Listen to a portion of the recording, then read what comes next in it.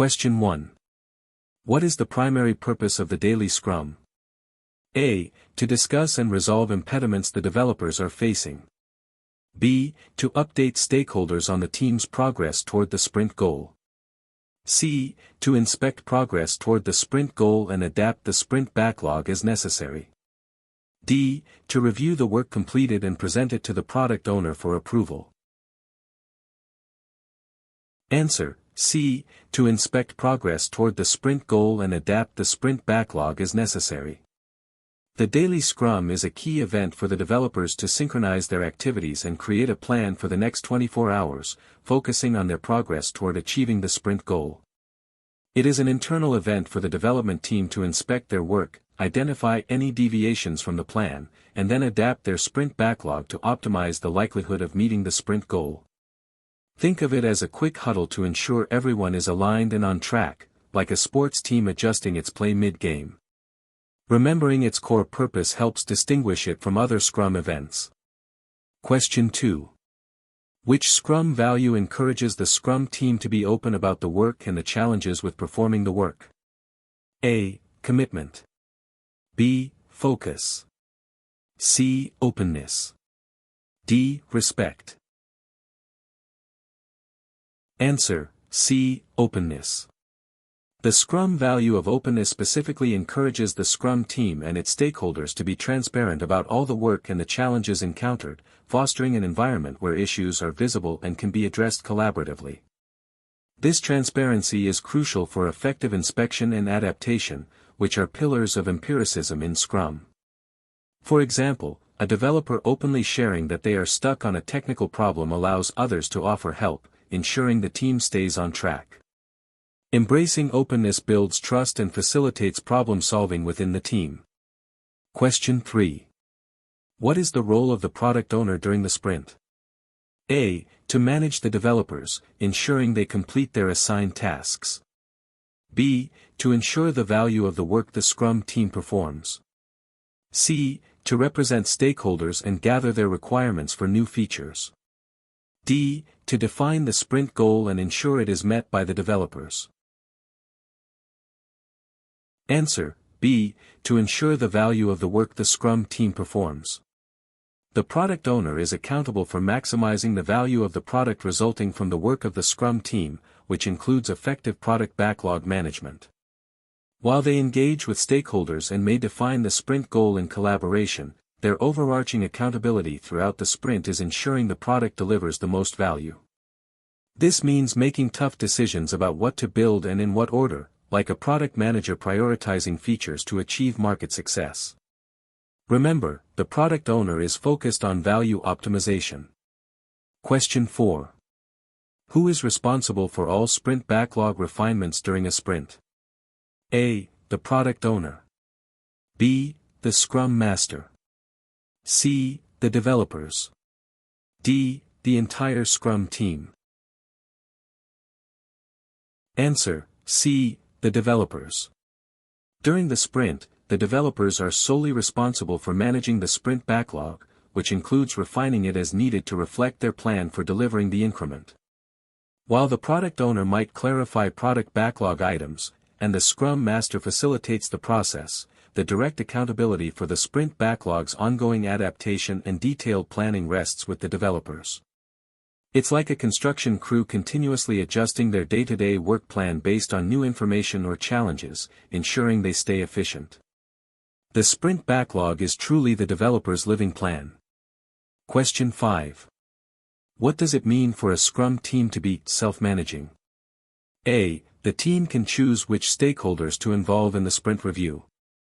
B. The team decides how to accomplish the work and who does what. C. The team independently sets its own sprint goal and sprint length. D. The team does not require a Scrum Master or product owner. Answer: B. The team decides how to accomplish the work and who does what. Self-managing in Scrum means the developers decide internally how best to accomplish the work they have committed to, organizing themselves and managing their own work to achieve the sprint goal. It refers to their autonomy over the how of their work within the boundaries of the sprint goal and product goal. For instance, if a task needs completing, the developers decide which team member will take it on and how they will collaborate, rather than being assigned by an external manager. This fosters ownership and creativity within the team. Question 6. What is the optimal size for a Scrum team? A. 3 to 9 members, excluding the product owner and Scrum Master. B. Typically 10 or fewer people. C. No fewer than 7 and no more than 15 members. D. As large as necessary to deliver the increment within the sprint. Answer: B. Typically 10 or fewer people. The Scrum Guide states that the Scrum team is typically 10 or fewer people, including the product owner and Scrum Master. This size is optimized for communication, collaboration, and efficiency, allowing for better self-management and cross-functionality. Larger teams tend to generate too much complexity for empirical processes, leading to communication overhead and reduced productivity. Consider it like a small, highly effective sports team where everyone knows their role and can communicate easily without formal hierarchies. Aim for a compact and cohesive unit. Question 7. When does a new sprint begin? A. Immediately after the sprint review. B. Immediately after the sprint retrospective. C. Once the product owner approves the increment. D. When the Scrum Master declares the previous sprint finished. Answer: B. Immediately after the sprint retrospective. A new sprint starts immediately after the conclusion of the previous sprint retrospective. Scrum sprints run consecutively, without any gaps between them, ensuring a continuous flow of development work. This continuous cycle emphasizes regularity and predictability, reinforcing the rhythm of inspection and adaptation.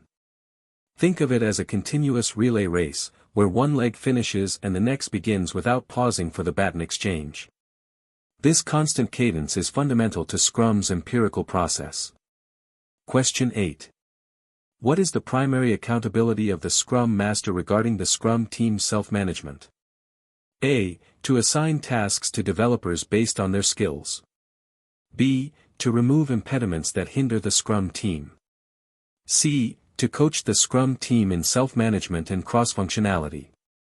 D. To report the team's progress to management and stakeholders. Answer: C. To coach the Scrum team in self-management and cross-functionality.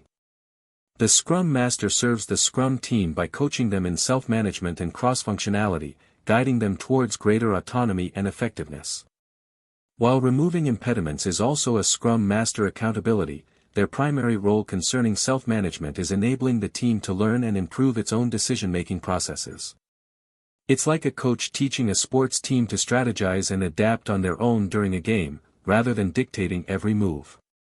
The goal is to empower the team to manage itself effectively.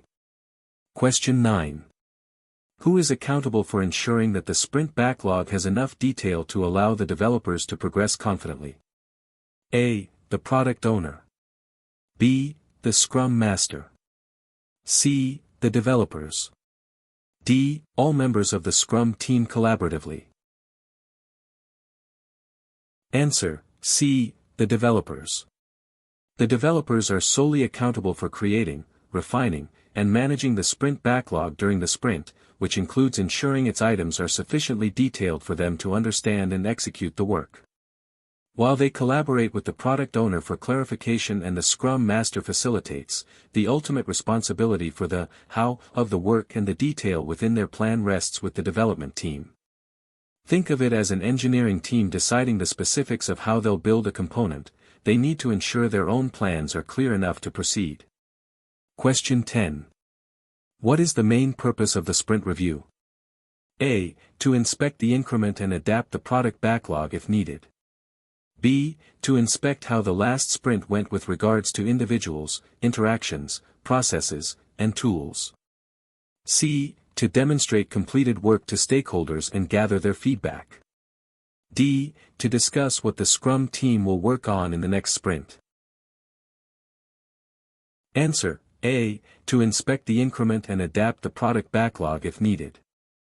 The sprint review is a working session where the Scrum team and key stakeholders collaborate on the completed increment and the current state of the product backlog, adapting it based on feedback and new insights. It is a critical event for inspecting what was delivered and deciding what to do next to optimize future value. Imagine demonstrating a prototype to potential users and incorporating their suggestions directly into your future product plans. It's all about maximizing future value by inspecting what has been built. Question 11. What is the purpose of the definition of done? A. To ensure the developers have completed all tasks they committed to.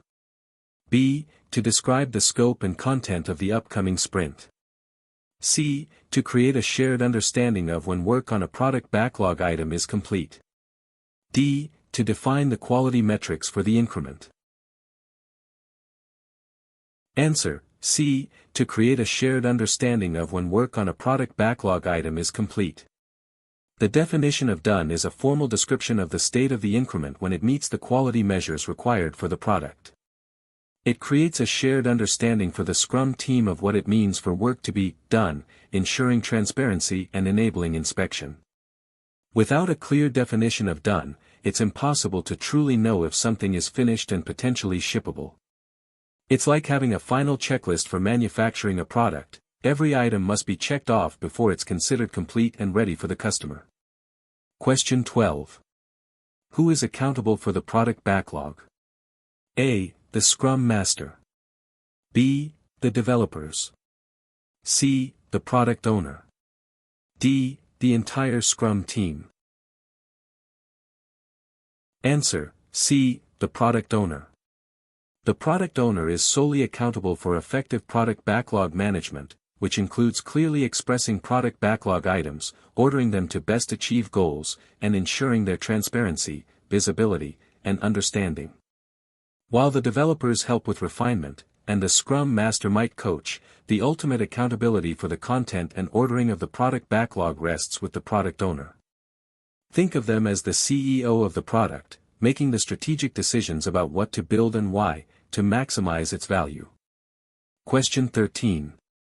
What is the role of the Scrum Master in the sprint retrospective? A. To ensure that the team implements all improvements identified during the retrospective. B. To facilitate the event and ensure it is positive and productive. C. To decide on the most important impediments for the team to focus on. D. To report the team's improvement plan to management. Answer: B. To facilitate the event and ensure it is positive and productive.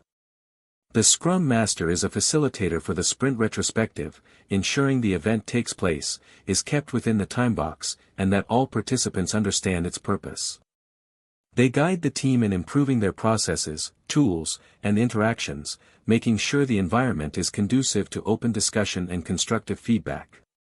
It's like a neutral moderator helping a group reflect on their performance and identify actionable improvements without taking sides or dictating solutions. The Scrum Master enables the team to identify their own improvements. Question 14. What does the term increment refer to in Scrum? A. The sum of all the product backlog items completed during a sprint. B. A concrete step toward the product goal that is usable and potentially releasable. C. The value added to the product by the developers in a sprint. D. The product backlog items planned for the next sprint. Answer: B. A concrete step toward the product goal that is usable and potentially releasable. The increment is the sum of all the product backlog items completed during a sprint and the value of the increments of all previous sprints. It must be usable and meet the definition of done, even if the product owner chooses not to release it immediately. It represents a tangible step forward towards the product goal, like a fully functional new feature in a software application that could be launched to users. The increment embodies the empirical principle of transparency by making visible the actual progress made. Question 15. How does the Scrum Master support the product owner? A. By ordering the product backlog items for them. B. By ensuring that the product backlog is understood and clear. C. By managing the product owner's interactions with stakeholders. D. By making sure the product owner attends all Scrum events.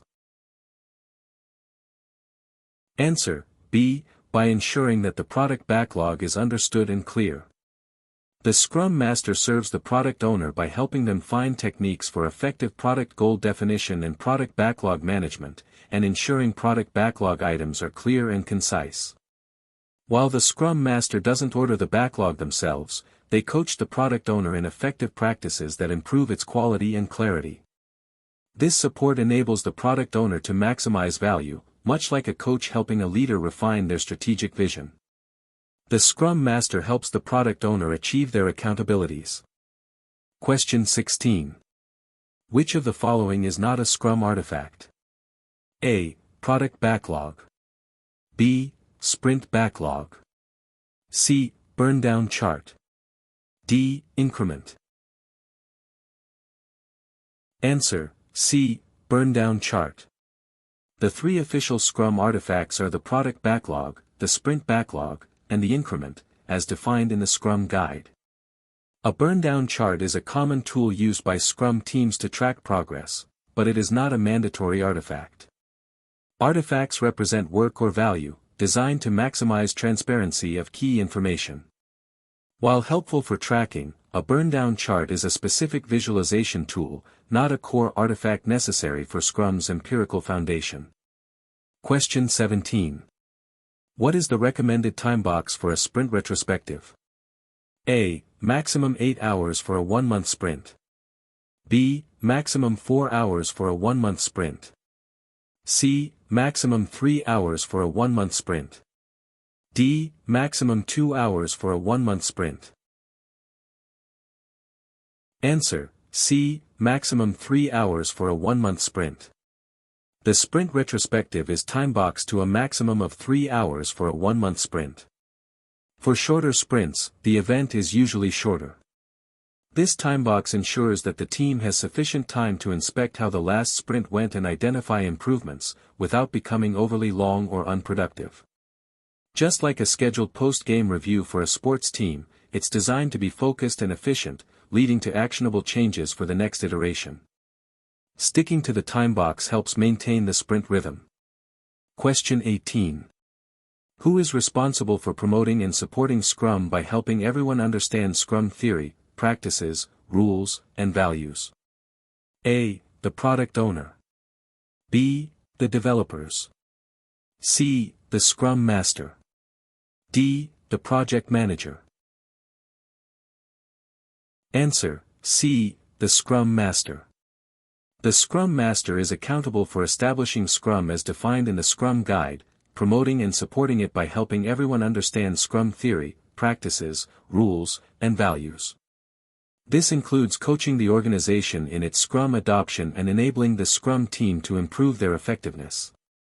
They are the expert on Scrum and continuously teach and guide, much like a martial arts sensei guides their students in the discipline. The Scrum Master is truly the guardian and promoter of Scrum. Question 19. What happens if the developers determine they cannot meet the sprint goal? A. They should immediately inform the product owner and abandon the sprint. B. They should work extra hours to try and meet the sprint goal. C. They should collaborate with the product owner to negotiate the scope of the sprint backlog. D. They should inform the Scrum Master, who will then reprioritize the product backlog. Answer, C. They should collaborate with the product owner to negotiate the scope of the sprint backlog. If the developers realize they cannot meet the sprint goal, they should immediately communicate this to the product owner and collaborate to negotiate the scope of the sprint backlog. This negotiation allows them to adapt their plan while still striving to achieve the sprint goal, if possible. Abandoning a sprint is a rare last resort. This collaborative problem-solving is vital for maintaining transparency and flexibility within the sprint, like a team adjusting its game plan with the coach when facing unexpected challenges. Question 20. Which of the following is a key element of empiricism in Scrum? A. Detailed upfront planning. B. Relying on historical data only. C. Transparency, inspection, adaptation. D. Formal change control processes. Answer: C. Transparency, inspection, adaptation. Empiricism, the cornerstone of Scrum, asserts that knowledge comes from experience and making decisions based on what is observed. Its three pillars are transparency, making all aspects of the process visible, inspection, regularly checking progress toward goals, and adaptation, adjusting processes or outcomes as needed. This continuous feedback loop ensures the team is always learning and improving, much like a scientist continuously experiments, observes results, and refines their approach. These three elements are fundamental to Scrum's ability to navigate complexity. Question 21. What is the sprint goal? A. A high-level target for the next product increment. B. A statement of what the developers intend to accomplish during the sprint. C. The business objective for the upcoming release. D. A commitment by the product owner to deliver specific features. Answer: B. A statement of what the developers intend to accomplish during the sprint. The sprint goal is the single objective for the sprint. It is a commitment created during sprint planning by the Scrum team, providing flexibility in terms of the exact work needed to achieve it. It acts as the why for the sprint, guiding the developers in making choices and collaborating to achieve a cohesive outcome. For example, a sprint goal could be enable users to create an account rather than a list of specific tasks, providing focus and allowing the team to adapt. Question 22. What is the role of management outside the Scrum team in Scrum? A. To manage the developers, assigning tasks and responsibilities. B. To define the sprint goal for the Scrum team. C. To support the Scrum Master in their role and remove organizational impediments. D. To dictate the product vision and roadmap. Answer: C. To support the Scrum Master in their role and remove organizational impediments. Management's role in a Scrum environment is primarily to support the Scrum Master in their accountabilities, especially in removing organizational impediments that are beyond the Scrum team's control. They also help facilitate the organization's adoption of Scrum. They do not directly manage the Scrum team or assign work, as the team is self-managing. Think of them as enablers and champions for the Scrum way of working, clearing the path rather than directing the traffic. Question 23.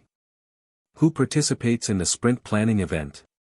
A. The product owner, Scrum Master, and developers. B. The product owner and developers only.